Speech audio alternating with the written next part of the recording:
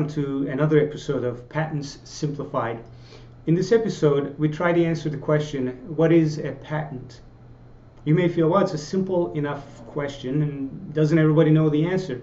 We believe that it is very important to understand the rationale and reasoning behind the government issuing a patent, because that reasoning flows through and determines what has to be in a patent and how a patent should be written and what rights as the inventor or the patent holder you get once the patent issues. At the very basic level, a patent is a quid pro quo between you and the government. In other words, it is one thing being exchanged for another. What is being exchanged here is the following. As the inventor, you're promising to teach your invention to others so that others could build it, make it, use it, and the society could benefit from it. In exchange, the government is saying, thank you for doing that. We will reward you by giving you a monopoly for a fixed period of time to practice that invention. So by that definition, at the least, the patent is a teaching document, because that's how you will hold your end of the bargain. You will describe and you will teach your invention in your patent.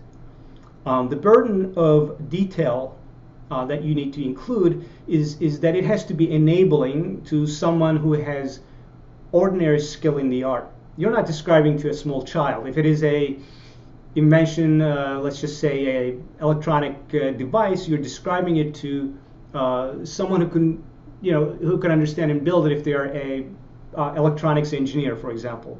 Or if it is a chemical compound that you're describing, you need to describe it in terms or in as much detail for a chemical engineer or a lab technician or a chemist to be able to reconstitute or create that compound. With that, you will hold your end of the bargain by teaching it. At the other end of the bargain, again, the government gives you the monopoly over the invention, but the subtle point here is that that is not a license for you to practice the invention. You can always practice the invention. You don't need a license for that. The license is for you to exclude others from making it, using it, selling it, or importing it.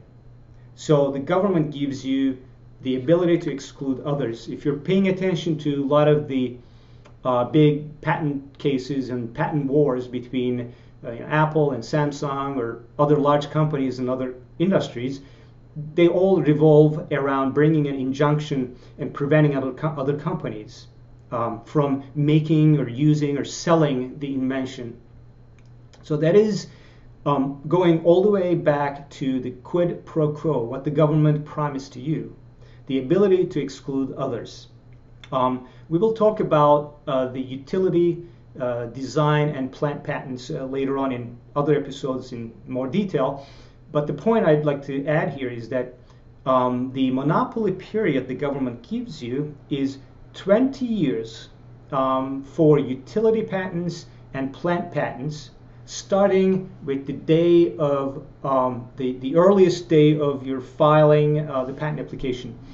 The monopoly period is 14 years for design applications from the earliest filing date of your invention. With that information, now I hope that you have a slightly fuller understanding of what a patent is. Thank you for watching and happy inventing.